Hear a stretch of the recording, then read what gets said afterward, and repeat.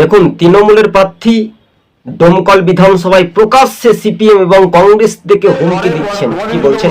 আমাদের লোকেই তো মারে, তাহলে সেটা আমাকে ফোন করে জানাবে 9434220000 আমাকে হোয়াটসঅ্যাপ করে মেসেজ করে দেবে যে আমাদের এখানে মারছে, গন্ডগোল করছে, সিপিএম এর লোক কি কংগ্রেস লোক মারছে।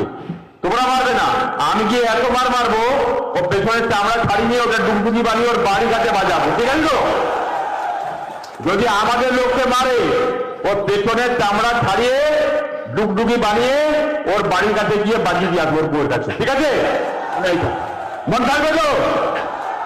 এমন উচিত শিক্ষা দেবো, তখন বুঝে যাবে যে ডোমকলে কি বোমকলে পড়েছি আমি। হ্যাঁ দর্শক বন্ধুগণ, দেখতে পেলেন যে হুমায়ুন কবির তিনি অর্থাৎ প্রকাশ্যে বলছেন যদি সিপিএম এর কর্মী বা কংগ্রেসের কর্মী বা নেতারা হুমকি দেয় তাহলে তিনি নিজেই মেরে আসবেন।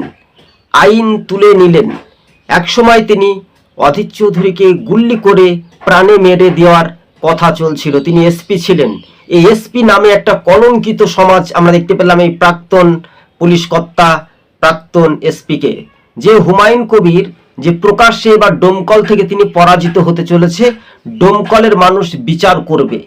কেননা নির্বাচন কমিশনকে অবিলম্বে অভিযোগ কয়েকশো অভিযোগ জমা পড়েছে এই রকম শাসক দল তৃণমূলের প্রার্থীর বিরুদ্ধে। কিভাবে কুরুচিকর মন্তব্য একজন তিনি প্রাক্তন পুলিশ এসপি হয়ে এই কথাটি কিভাবে তিনি বলতে পারলেন? নির্বাচন কমিশন আপনি কি দেখতে পাচ্ছেন? এইভাবে কি তৃণমূল হুমকি দিয়ে ভোট করাতে চাইছে মুর্শিদাবাদে? কথাতেই বলে না, ঠেলায় না পড়লে বিড়াল গাছে ওঠে না, ঠেলার নাম বাবাজি, সে তো আর দেখতেই কিছু পাই না। তাই ভোটে হারলে অহংকারের রাজনীতি পতন নিশ্চিত হচ্ছে। তাই অতিবার বেরোনা ঝড়ে মোড়া যাবে, আর অতিহান্তি হলে ছাগলে মুড়ে খাবে, এটাই বাস্তবে। অল্প দুঃখে পাকলো তাল, তার দুঃখ আসছে চিরকাল।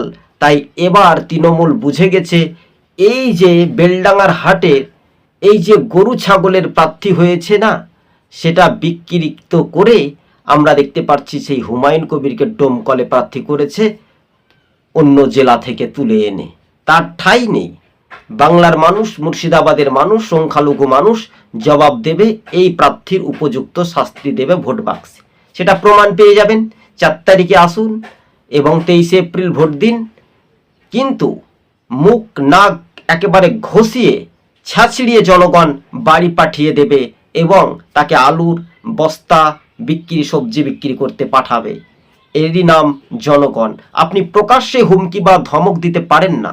আপনি বলতে পারেন শান্তি অবাধ সুষ্ঠু পরিবেশে ভোট দেবে। তাছাড়া প্রকাশ্যে কেন বললেন এই প্রার্থী? যারা বিরোধী রাজনৈতিক দলের প্রার্থী রয়েছে তাদেরকে অবিলম্বে বলবো নির্বাচন কমিশনের কাছে দ্বারস্থ হয়ে এই উপযুক্ত প্রার্থীর বিরুদ্ধে তার প্রার্থী পদ বাতিল করা হোক। কিভাবে তিনি নিজের হাতে নিজে আইন তুলে নিতে কখনোই পারেন না। তাই একদিকে সিপিএম কংগ্রেস তারা নির্বাচন কমিশনের কাছে লিখিত অভিযোগ জমা করেছেন, অন্যদিকে সিপিআইএম প্রার্থী রানা, অন্যদিকে কংগ্রেসের প্রার্থী সরাসরি একেবারে রীতিমতো তারা কিন্তু তুলে ধরেছেন এই বিষয়গুলি। তো দর্শক বন্ধুগণ, সবুজবঙ্গ নিউজ চ্যানেলটি ভালো লাগলে শেয়ার করে পাশে থাকবেন। আজকে ছিল আমাদের এই পর্যন্ত প্রতিবেদন।